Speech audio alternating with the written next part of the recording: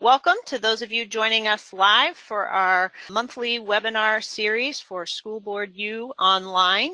This month's topic is addressing board member conduct. So we're pleased to have you with us today. I'm just going to set the stage a little bit and introduce our guest presenters. So this is Nicole Mace. I'm the Executive Director of the Vermont School Boards Association. Carrie Lamb, our Director of Operations, is, as always, making sure the webinar technical details are attended to. So if you encounter any technical difficulties throughout the course of the webinar, that's the number on your screen to contact Carrie. Carrie, you want to say hi to folks? Hello, everyone. We're also so pleased to be joined today by some guest presenters. This is a new approach that we're trying to ensure we're capturing the voices of school board members around the state. So we are joined by Angeline Alley, who's the chair of the Blue Mountain Union School District, Tammy Heffernan, who's the chair of the Mill River Unified Union School District, and Dick Corsell, who's the chair of the Rutland City School District. And maybe I'll let Carrie unmute those folks so they can say hi. Hello, everybody. Hello, everybody. Hi, everyone. Thanks so much for being here. And I'm going to be turning to these experts in the field throughout the course of the webinar to get their take on some of the scenarios and guidance that the VSBA provides in terms of addressing conduct of the board and individual board members. So thanks again, guys. So I'll be in touch soon. So just some logistics. Questions and comments are always welcome throughout the course of the webinar. You should see a question box on the control panel.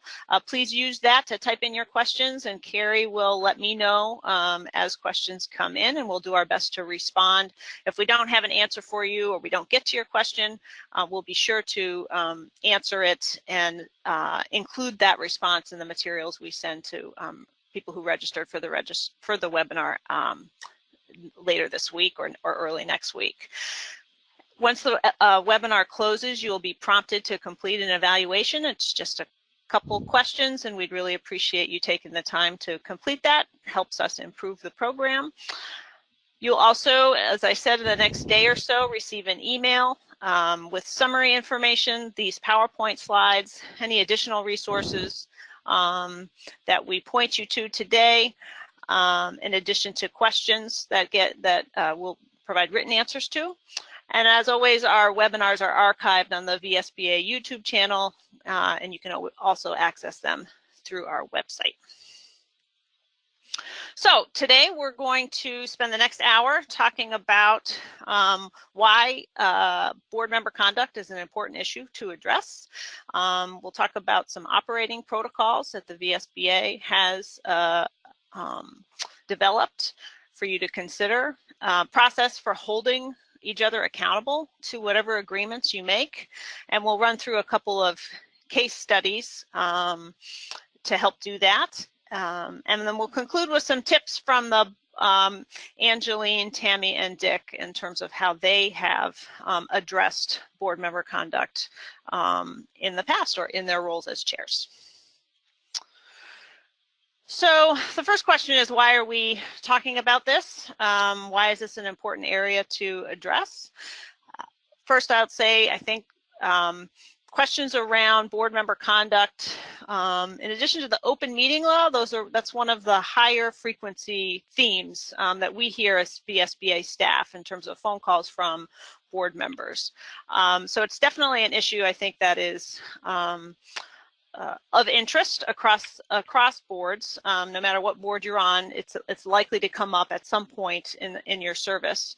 And the reason it's important to have clear expectations and a process for addressing board member conduct is because really the board sets the standard for the district in terms of ethical conduct. And that standard should be a high one.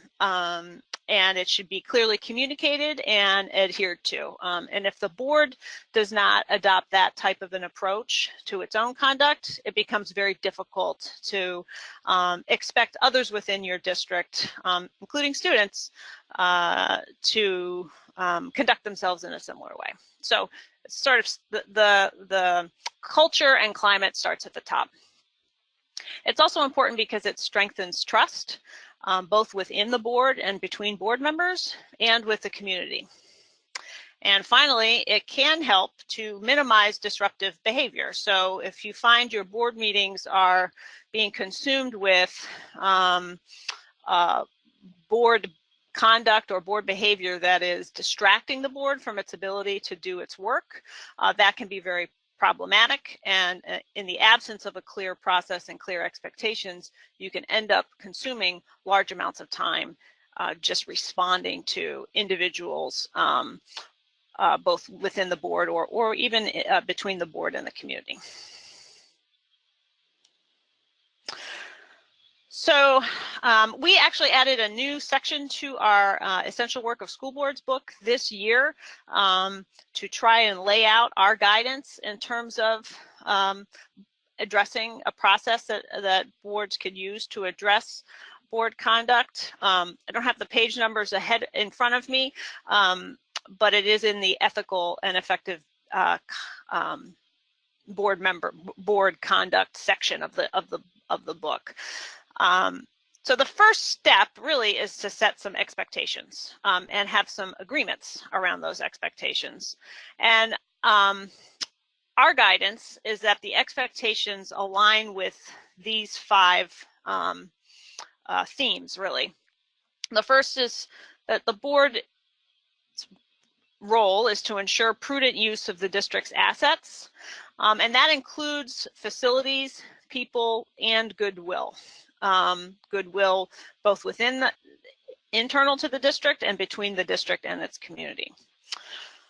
It's also important that the board ensure the district follow laws, policies, and procedures. The board itself needs to follow those laws, policies, and procedures, and expect that the district will do the same. The board should be making decisions that are in the best interest of the district. And individual board members should be making decisions that are in the best interest of the district, not in terms of their individual self-interest. This can be difficult to do when you have children in the district or students who are in your family that you have a particular interest in. So it's important that you always take a step back and say, am I making this decision based on what I know to be the best interest of the district or based on my specific individual interest? Individual board members should not be compromising the authority of the full board to make decisions. So when individual board members sometimes find themselves making representations to the community that indicate a board will act in a certain way or not, or something will be addressed in a certain way or not, that can compromise the authority of the full board to have that discussion and make that decision. And finally, board members and the board should not engage in activities that harm the district's ability to pursue its mission. And there are a lot of examples of different ways that could occur, which perhaps our chairs will be able to provide us some examples of when we talk to them.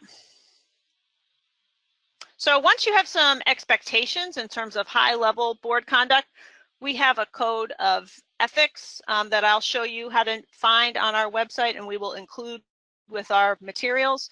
But that's really a place where you could reflect what those expectations are. Some boards go one step further and adopt operating protocols. And those really get into more specific detail around how certain situations will be handled and what the board will do in response to those situations. I'll navigate you to our website so you can see where those are located. But before you adopt the protocols, first have a discussion as a board about why they're important. Have an agreement. It doesn't need to be a unanimous agreement, but certainly the majority of the board or a consensus decision of the board should be, yes, we agree to operate in accordance with these protocols. And then once you have some agreements in place, you need to talk about a process for holding one another accountable, and then use that process consistently. And again, we have a sample process in our new Essential Guidebook that you can consider. that process generally follows the following steps. So if you have a set of protocols or policies that have been agreed to, or there's a law that you have all been trained on, open meeting law being one in particular, that's been violated, the first step is to document that violation and be very clear about which specific expectation, protocol, policy, etc., a board member and the behavior associated with that violation. And then meet with the person whose behavior is the subject of concern. And I usually suggest that first that happens in a one-on-one conversation between the chair and the individual, unless that individual is the chair itself, in which case then I think it becomes a full board discussion. But you want to bring the concern to the person's attention so that they can respond to it. And, you know, maybe it was a misunderstanding, or I didn't realize, or I forgot that that was something we had agreed to, and it's a matter of clearing up that misunderstanding and move on, or correcting a mistake and moving on. Sometimes a board member will say, I never signed that agreement, I never agreed to those protocols, and they don't apply to me, or what have you, and the conduct would persist. At that point, then I think the board needs to consider a range of options, including possible censure, communication of the conduct to the community, issuing a formal request for resignation. And as we say in the essential workbook, any of those, once you get to that point, you'd really want to confer with legal counsel to make sure that any motions or actions that the board takes in response to this misconduct is not going to create any liability concerns for the district. So before I pass it off to our panelists, I am going to go, if I can do this, to our website just so you can see where our materials are. So this is the home page. If you go to toolkits, under the essential work toolkit, effective and ethical operations, additional resources, and you'll see we have both our code of ethics and the operating protocols, which again get into a little bit more detail than the code of ethics. So at this point, I will turn it over to our guests and ask them, you know, on your board, how do you address board member conduct? And I'll just let one of the three jump in, and whoever wants to start. This is Tammy. I'd be happy to start. What we have done just recently is to develop a board member handbook for our new board members, and that has been very helpful. It's a good way to introduce new board members to what the procedures are, what the expectations are, to explain open meeting law requirements, what happens in executive session and what can and cannot be discussed in public, things like that, which has been very helpful. It's a good reminder for board members who have been in and around the block a few times, and then for our newest board members so we don't have any issues. And another thing that I try and do is to at least meet with the new board members and, you know, maybe just have a discussion, ask them if they have any questions, try and bring them up to speed. And, you know, I think that's helpful if you start from the beginning and try and help people as they come on the board to understand what expectations are, to avoid any problems. I've said it at meetings before. I always feel that the way we treat each other and the way we treat the community members and parents that come before us is just as the way we would like to be treated. So we, you know, have that expectation of everybody. I guess that's about it. That's great, Tammy. Thank you. This is Dick from the Rutland City perspective, and we're in the in the process now actually of working on this very thing. And I've been on the board now, I think it's 13 years, which is a long time. I've been chair for 4 years. And what you find in particular is that having the rules of engagement and prescriptive normative behaviors is absolutely essential, and the chair plays a major role in that in terms of how the meetings are run, ensuring that the dialogue is consistent and does not allow to wander. What I found is when it comes to board member conduct, we've been fortunate, at least in the years that I have served here on the Rutland City School Board, there's never been an instance of a particular board member who has been rogue to the point of actually having misconduct or doing something that really would warrant a significant severe consequence.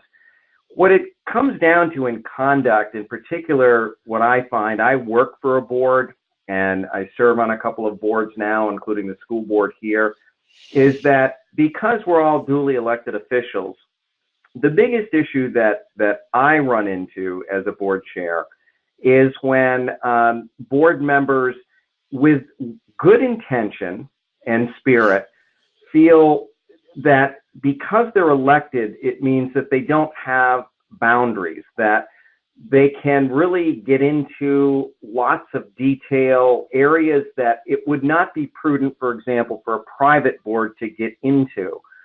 And that requires really careful watch by the board chair, and also talking with the individual member if that does happen.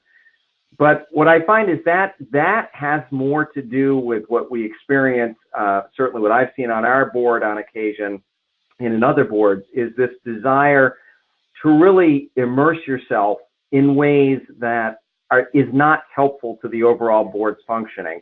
And just because you can do something legally by the role of an elected official doesn't mean you should. So those are the areas that we're going to be really working on in the future in particular, as opposed to the rogue member who's really off doing something that they really shouldn't. Right. Right. Thank you. So how do you keep the board in its proper lane and ensure that board members understand, when you get into the operational aspects of this, of the district, you really compromise your ability to serve effectively as a board, which is definitely presents a whole additional layer of complications that you're right wouldn't raise to the level of we're going to censure someone. It's more of an educational norm and expectation setting process. And I just will follow up. I don't want to follow up what Tammy had said just earlier, and I've had to check myself on this and change my behavior as well, because if my frustration was coming through with a board member, I had to step back and really examine what their intent was, because what I found in many of those instances, the intent is really good. The Right. intent is to help the district. The intent is to make it the best it can be. It's just that the behavior or the action just may compromise our ability to really effectively govern. Great. Thank you, Dick. Angeline, do you have anything you want to add in terms of your experiences with addressing board member conduct? Sure. I would agree with Tammy and Dick on all aspects. Unfortunately, I had the experience of a rogue board member. So we're made up of 3 different towns, with each town having certain representation. And this particular board member would agree with everything in open session, in public session, and sign budgets. But then when he or she went to town meetings, would have the total opposite, outcome and discuss, the differences and actually be negative towards everything that the board has done. So of the items that you listed out on how to deal with conduct and board behavior, we actually went through every single step that you had. We censured a board member. We tried to discuss this with this board member, and it unfortunately we felt the VSBA was great in helping with us, but it didn't stop the conduct. And for me, that was the biggest problem, is that the conduct just continued. Right. And I think one of the frustrations I've heard when people call us, when things have really gotten to a difficult place is, isn't there anything we can do? And to Dick's point earlier, board members are elected officials, and there's no process for removal of board members. And so, and then there are some cases where individuals are so motivated to continue to operate sort of outside of established norms or of ethical conduct that no amount of structure will address that. And it's still important to sort of isolate that behavior and make sure that it does not become a norm that the board just sort of, says, well, I guess we're all free to operate in this way. So even if an individual's behavior does not stop, it's important that the rest of the board continue to say that is not okay, and communicate that back to the community, so that eventually people have to run for election, and the electorate ultimately needs to hold them accountable. Thank you all. I think those were some great insights. So now we are going to shift to a couple of case studies, and I'm going to just ask the chairs to weigh in terms of how they might advise, or you could share an experience that may be close to this scenario that you've gone through in your districts. So this is not an unusual scenario here. If you're a school board member who voted in the minority, and you have very strong opinions about the outcome, and you think the board decision was the wrong decision, and you're asked by members of the community, how do you feel about that decision? What options do you have in terms of sharing your perspective, while at the same time conveying that the board has made a legitimate decision? So I think maybe we'll start with Angeline this time and go back the other way. So what advice, or I'm sure this may have happened to you in the course of your career, tenure as a board member. So what guidance do you give board members who, were unhappy with the decision that was reached by the board, but feel as though they need to be able to go out in the community and say so? So I think that board members still need to say in public that they support the board's decision, because you are a unit. You're deciding together, and while it might not be what you necessarily decided, you still need to be positive, and support the board. And honestly, that's as far as I would go. I mean, I wouldn't even add, some thoughts, because you may start straying from that conversation and get into the negative side of things. But that's just my perspective, that right. If there's something that I disagree with that the board has decided, I support the board wholly, because that's, again, why we have as many members as we do on particular boards. Right. And can you just say for a minute, so you talked earlier about you had a board member who would, actually vote with the board or support a board's action, but then go out and say to the community, that was a terrible decision of the board. What effect does that have on the community when individual board members go out and sort of campaign against an action of the board? It has such a negative impact on the school, the students, the board, really everybody. So it was really that town, that particular town pitched against the other two towns, and it was a constant battle for a year, or more than about 2 years. So it's just a constant battle, and you are constantly battling the negativity, and in your board meetings, constantly battling this type of behavior, and the negativity coming, there, whereas you're supposed to be supporting each other. Right. And my understanding is that took a toll both on the community, but also on the board in terms of the trust between members. Absolutely. Yeah. Dick, how about you? Do you have anything to add to this scenario, or share some observations here? Well, I'll just reinforce what Angeline had said. It depends, obviously, on the severity of the issue and the significance of the issue. The case study or the example that was given certainly would be one of those flashpoint issues. I think to this is how things get set up by the board chair, so that the board understands that if there are differing opinions or dissension, what the possible outcome could be of a divided board. I mean, there's some issues where it's not always the case where you have an unanimous agreement, and in many cases it's good when you don't, just because it doesn't look like this is just all a rubber stamp or what have you. But if it's a very serious and significant issue, I think it's important for the board chair and for other members of the board who are leaders on the board to be able to, counsel the board about, first what a divided situation might look like on the outside, but then the conduct of disagreeing with a majority opinion out in the public. But at the end of the day, all you can do is encourage, because again, as I said, unlike on a private board that may have some significant protocols to keep people in the lanes, at the end of the day, an elected official is going to say what she or he wants to say about something. But if it really is presented in a way that, again, and I'm not necessarily a rogue member that Angeline has talked about, that's very difficult to deal with. In many cases, there's nothing you can do. But what I found is for most people, it's the way it's set up and the way you speak about it that could soften any negativity that may come forth from the decision. But again, it depends on how much emotion is wrapped up in the decision. Right. So that's right. all I can add to that. Thank you.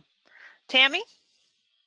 I would agree with everything that Angeline and Dick have said. I've been very fortunate while I've served as chair to really have a bunch of board members who, even though we may disagree, they all do believe in the, whatever the majority votes is what the board feels should be done, and to get behind that and support it. So I haven't had a situation where I've had anyone going out and, talking badly like Angeline did behind the board's back or to the board's face out in public.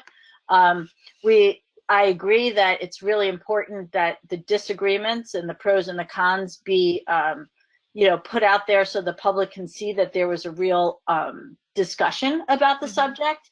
And I don't think that anyone necessarily agrees that we would all in our case, we're 11, that all 11 of us would always agree on everything. I think that people would then question that. So I think disagreement, we are televised. So, people can watch it, they can see what the debate is, and then see how the vote goes and understand what both sides are. So I think that that's fortunate. We've also, where there have been issues where the board needs to take a stand on something or make a message to the public on an issue, we've tried to have everyone understand what that message is, so that no one speaks. Let me put it this way. So no one's put in the situation where they're not sure of what they're supposed to say if someone questions them on an issue. Yeah. And that usually deals with, I guess, maybe personnel issues or something of that nature, where it's like, well, how should we answer this question when we're asked in the supermarket, which is always our favorite way of referring to it. Right. And, so it's useful for particularly difficult decisions involving personnel or students where there are legal concerns involved, that board members feel like they have a little bit of a script, essentially, or talking points to help them through. What frustrates people is when you say, I can't talk about that, right? But at the same time, there's obviously some situations where information can't be shared. And so I think that's a good strategy to just make sure people sort of understand, here's the message that we can convey. And if they have further questions, here are the people that they can go talk to. The only thing I would add to this situation is that I think, particularly in the context of a neighbor or a friend, being honest about your position, is not inappropriate. I think it's how you frame it, so that, well, I didn't agree or I voted against, and the board had a very robust debate, and they came to this decision, and I support it as a decision of the board. But I don't think you need to necessarily pretend that you support an outcome, particularly most meetings are televised and people know where you stand. I think in situations also where there's a close vote or it's a particularly controversial issue, the board chair, to Dick's point, and really setting the table for how the conversation unfolds, and how people then sort of what the emotional experiences for people that are in a difficult debate or decision, is to say, we're going to come back and look at this in 6 months. If it's the question of a transportation contract, we're going to receive an update from the superintendent on how this is going, so that the board members who have reservations about a decision know that there's some process for monitoring how it's going. That I think that may, rather than, we've made the decision and that's it. We're gonna assume it was a good one. Okay, so Nicole, Yeah. on this topic, I actually have a question on another topic, but on this topic, I have just had someone make I guess a comment question type thing. Okay, great. And I think you may have just answered it, but you may want to add to it just to answer this question. Isn't it a violation of the First Amendment right to force the board member in public to support the vote when they didn't? Why can't you say why you voted no on a certain decision? Right. So I think I just addressed it. I don't think individuals, there's a difference between here's my perspective, this is why I didn't support the decision, and going out and actively sort of campaigning or undermining a legitimate decision of the board. So one thing is to go out and say, this was a terrible decision, I'm going to do everything I can to reverse it or change it, versus I put my perspective on the table. It was part of the mix in terms of the debate that led to the vote. The outcome was this, and that's the decision of the board. And we're going to move forward with that decision. Yeah, and I'll just add too. I know, and certainly in our comments, not meaning to imply that somehow it's the job of the board chair to control what people say. Mm-hmm. But just so that they have a better understanding of perhaps how they might want to respond in certain situations that may have, as Nicole had said, legal ramifications. But at the end of the day, it's absolutely right. They can and often will say what they feel. One would hope, however, that in doing so, it is not casting aspersions on other board members who probably put a lot of thought into their decision, so that it at least doesn't, it's a disagreement based on the principle rather than a disagreement based on the people. Right. I would agree. And you know what else I would add is sometimes if it's a controversial matter that we're voting on, I usually as chair will actually go around the table and get everyone's input, because I don't know about other boards, but sometimes people tend to speak up and then other times people don't necessarily speak up.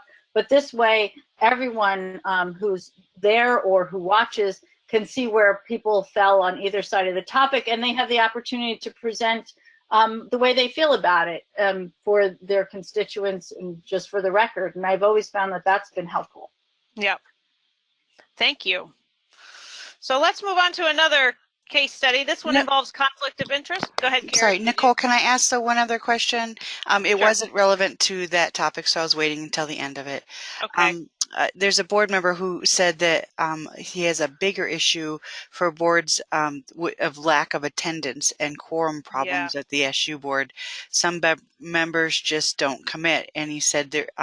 Any thoughts on addressing that, because board members can't be fired? I don't know if you want to. Right. So again, I think SU board representation is different from district representation. So the SU reps are appointed by their member boards, right? So one approach, if you're having a difficulty with SU board participation, is to send a message back to the member board. You're not being well represented at the table for these discussions. You may want to consider, asking this person to resign and appointing someone else to fill the remainder of that year. It's usually a year-long term. So that's one thing. And if it's an elected board position, then again, I think one-on-one conversations between the chair and the individuals in terms of, you know, we really need you here. Sometimes people are having difficulty achieving a quorum. We need to be able to have folks that can come to meetings so we can take care of the business of the board. You know, perhaps this isn't the right fit for you. You might want to, would you consider resigning, and that we could appoint somebody to fill your term that can come to meetings, sort of you know, try to tease out what's going on. Sometimes it's, you know, a health issue has come up or a family issue and it's a temporary situation that prevents somebody from attending. And other times it's just, you know, gosh, I showed up at the annual meeting and someone twisted my arm into running for the board, and it's really not something I want to do. You know, the strategies are different depending on the situation. Has any of the chairs dealt with that specific situation that you want to address? No, we haven't really dealt with that at being the district, but it can happen. And we did have a situation, but the individual, it was a work or family commitment that changed. But it's really just a matter of having, if it's a district, the board chair or another board member just having a conversation. We haven't encountered anybody who, through passive aggressive behavior, just is not engaging. There's usually a reason, a good reason for it, and when presented with that, you know, most people are going to make the decision that's in the best interest of the board and themselves. Right. Okay, so let's move on to conflict of interest. This is a scenario that we've used a lot in the past. It just isn't, and you know, I think we just got some emails today about conflict of interest. So Vermont's a small state, and it's not unusual for board members to wear multiple hats. And it's also not unusual for community members to raise questions or concerns about conflict of interest. So I'm going to turn it over to the chairs, and we'll go the other way around, starting with Tammy this time. What obligation does the board, and in particular the chair, have to do to respond when someone raises a question about conflict of interest? Okay, I would say that if the chair is aware, and they should be, if there's, you know, some sort of a conflict like set forth in this case study, that you should perhaps make it known to the public that one of the board members does have an interest through employment or otherwise with a potential vendor, and that therefore, obviously, I would presume, I've never had an issue where I had a board member who didn't bring it up and say, hey, I think I'll recuse myself from this vote because I have this potential conflict or this apparent conflict, and I don't feel comfortable doing this. I've been very lucky to have board members who just step right up, but I think that it would be appropriate, perhaps if the board member doesn't mention it or abstains from a vote, for the chair to say it, to just get it out there so there's no question if it should come up with the community. Like so-and-so works for this bus company, how could they be even there? You can just say, well, they're here, but they're not going to vote. They're recusing themselves. Yeah. Thank you. I think Dick and Angelina, I might pose a different variation on this, not to throw you off, but a question we received just today was, have you ever had a situation where school board member has a spouse or a child who's an employee of the district? Well, our bylaws are within the city charter don't allow for that. Oh, so if an individual is employed in the district, then that individual's spouse or whatever, its immediate family member is the language, cannot serve as a school board member. And we have had, or that individual, for example, gets a position in the school board or gets a position with the district. But we have had situations, but the individual has, I think it was 2 instances I can recall, resigned from the board due to that conflict. But ours is very, very clear. It is in language, so it's not something that is not known. Right. And that is the City of Rutland's charter, which is That's correct. essentially an additional layer of legislation that can set different rules from the default rules that apply to folks that don't have a charter. So, and actually, this is also included in our board policies. And it's really, I'm not sure the charter specifically mentions this. It does mention the terms and you know, vacancies and things like that. Mm-hmm. We developed a policy, and it's been in place for a number of years, that really specifically addresses this. Mm-hmm. So if you do not have a governing document or a legislative mandate that would include that, if this is an area that you're concerned about, then certainly a board policy could be put in place that could be equally as effective. Mm-hmm. And that would be something definitely to confer with your attorney on, because it is a little bit different from the state, where the state law says. So, but that's useful to know about Rutland. Angeline, do you have anything to add on conflict of interest issues that have come up for your board members? We actually have that conflict often because we do have spouses of educators within the district that are on the board, and they often are very upfront and honest and recuse themselves and really just listen. Mm-hmm. And if there's any either misinformation or misguidance along the way, then they may step in and just clarify either questions or concerns that folks may have. But other than that, they absolutely, recuse themselves. And, community members will ask, and, those board members again are honest and say, I can't because I can't vote or participate because my wife or husband is, an educator here. Mm-hmm. Mm-hmm. And I think, every school board member should know that it's a required policy for boards to adopt conflict of interest, both a definition and a process for addressing it, not just actual conflicts, but perceived conflicts. And so I think one tool to use when talking to community members is to say, we have a process that's laid out in policy for people to bring conflicts, actual or perceived conflicts, forward to the board, and we will follow that process every time there is a concern that's raised either among board members or by a community member. And I, encourage folks to not ever shy away from that conversation. That's a very healthy conversation. It's an appropriate conversation, and it's not, alleging a conflict of interest is not the same as saying you are, ethically suspect or you're not operating above board. It's just important to, given the small nature of our communities and our state, to identify this may be an area of concern for people, or this is a legitimate area of concern, and here's how we're going to handle it. I have a question for the chairs. If someone has identified a conflict of interest, is your practice to ask that person to get up from the board table and go sit in the audience, or does that person stay at the table but refrain from participating in the discussion? In Rutland, they would stay at the table, just refrain from participating. Okay. And that's how it is at Blue Mountain as well. Yeah, Mill River's the same. They would stay, just refrain. Okay.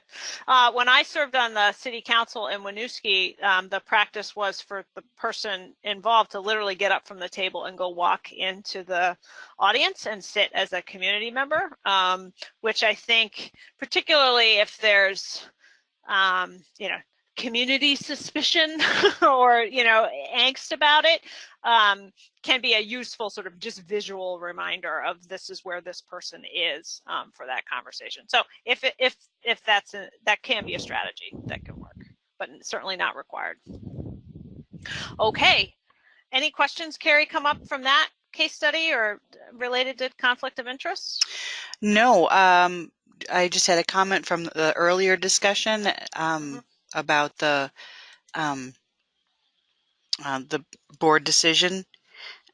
Is a board member that said, I'm a board member and parent, If I do not support a board decision, is it unethical to discuss this with other parents? The discussion of the first case study made me think I need to really filter what I say, which I understand, but find it very limiting as a parent. Yes. Yeah, and I think that for school board members who are parents, that's a more difficult line to walk. And I think it's always important that you ask yourself, which hat am I wearing? And to announce to people, this is the hat I'm wearing. So if you're even entering into your child's school or classroom, naming that I'm here with my parent hat on. I know you know I'm on, everyone knows you're on the school board, right? I know you know I'm on the school board. I'm here as a parent. And I think in discussions with fellow parents, you can say, as a board member, this is what I brought to the table, and this is the decision of the board, and I support that decision of the board. You know, yes, I share your concerns or whatever, you know, the parent friend group discussion happens to be, you know, as a parent with my parent hat on, I continue to be worried about this, but that perspective is well represented at the board table. So, you know, and I would handle it that way. I think it's on board members who wear multiple hats within the district to always name, I'm here with this hat on. I'm not here with my board hat on, or I'm not having this conversation with you as a board member. Anybody disagree with that? No, not at all. I think that Nicole, that's probably what we encounter the most, because for the majority of the board, at least my board, including myself, you know, we're parents of kids in the district or a kid in the district, and you know that obviously we're very passionate as parents with respect to our child's educational experience, and when you know your kids will come home and they tell you something that they've heard or they've seen or whatever. And that's really a tightrope. And I think that's the dynamic that's experienced more than anything else that I've encountered, both as a board member and as a board chair, when board members advance things that their kids bring to them. So anyway, that's a whole conversation that's that may deserve its own topic, just because I think it is really experienced very frequently on a board such as a school district. Right. So I think at this point, I will turn it over to the chairs, and we can just go in order here on the slide in terms of a couple minutes each, your tips that you would want to share with our listeners on the topic of addressing board member conduct. So we'll start with you, Angeline. Okay. Again, you know, the tips that you had laid out, addressing the board member, you know, privately, one-on-one, if they will meet with you. If they don't meet with you, then, you know, try to find, you know, what that particular board member is looking for, put out why you want to meet with them. You know, we've gone even as far as having legal counsel attend with us, and then addressing the board behavior in public and actually censoring the board member, which really is another frustrating process. But you just continue to, you know, unfortunately, if it continues as much as the particular case that I endured, then you continue to call out, you know, the fact that he is not supporting, or he or she is not supporting the board. Right. Thank you. And actually, I think, you know, your experience and experience of a few other chairs is really what prompted us to include those resources in the essential workbook, because it was clear that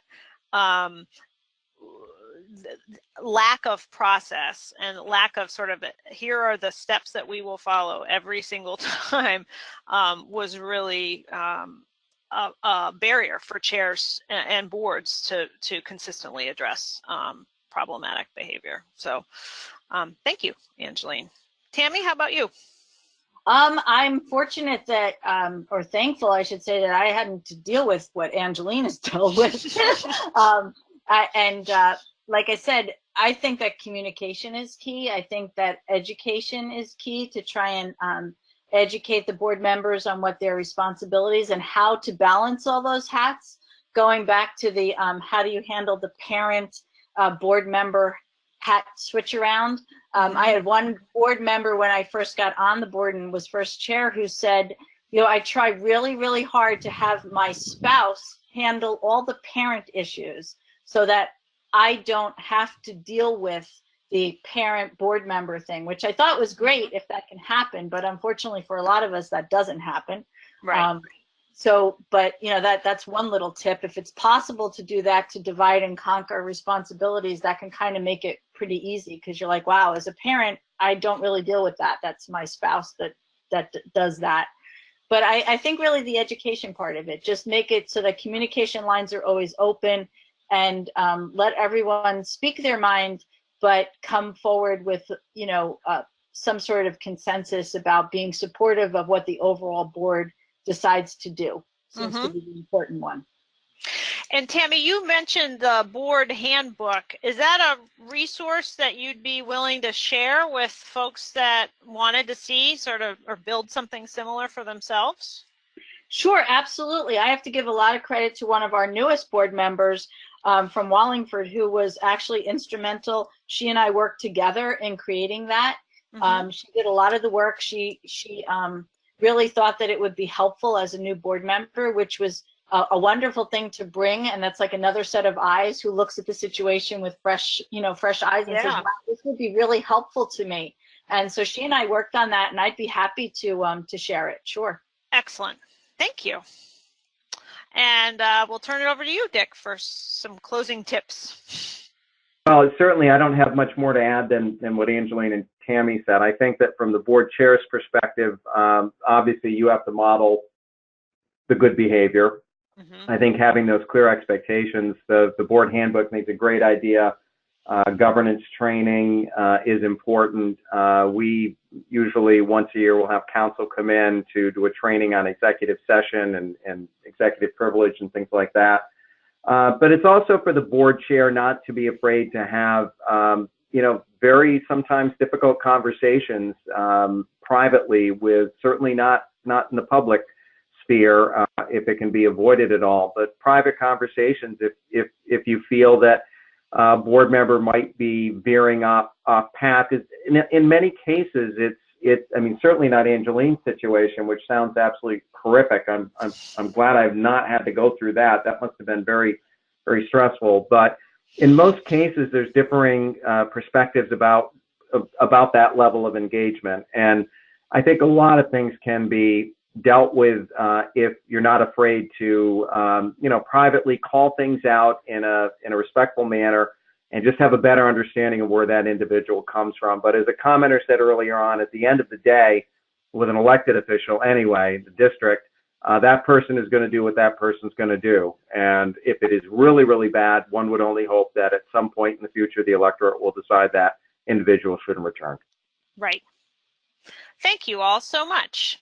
Carrie, are there any comments or remaining questions that we should ask our chairs to respond to? Well, there is one. I think you have addressed it, but I'm going to read it anyhow. Okay. It says hat switching may be possible with community, but please speak regarding whether this is possible considering a parent meeting with principal or teacher or association leader. I'll just jump in. I find it, while it certainly can be declared, the effect is there. In particular, if you're board chair, you know, it's not as if you don a mask and you know, like they don't know who you are.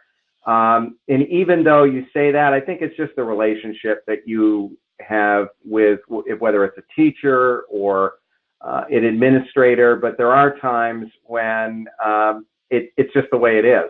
And you are going in as a parent, and there are times when the situation really requires a good deal of advocacy, intense advocacy.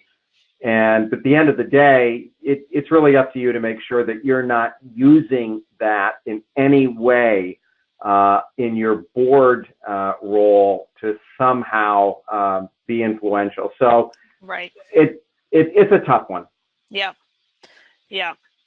And I would say, you know, there's certain meetings that you would not have as a parent. So you would not, as a parent, typically sit down with the association president unless that person was also your child's classroom teacher. So I just think it's also just, it's a self-policing activity. You know, would I as a parent, is it the normal course of being a parent in this district that I would have access to these folks with my parent hat on? And if not, if I'm using my school board hat to gain access or meetings with folks that most parents would not have that type of an audience, you know, maybe I need to rethink the approach I'm taking. So here's our contact information. If you have any follow-up questions, I want to thank Angeline, Tammy, and Dick for their gift of time and expertise for today's webinar. I think this was a great first run with having a set of panelists, and I believe it was Carrie's idea. So thank you, Carrie, for suggesting that. Please do take a second to complete the online evaluation before you leave, and we will be sending out the PowerPoint, our operating protocols, and to the extent we have a resource from Tammy that we can share, we will do that as well. Otherwise, we'll follow up at a later date with some of Tammy's materials. Thanks again, everybody. I'll let Angeline, Tammy, and Dick sign off. Thank you. Thank you very much. Thank you all. Have a great rest of your day. Okay.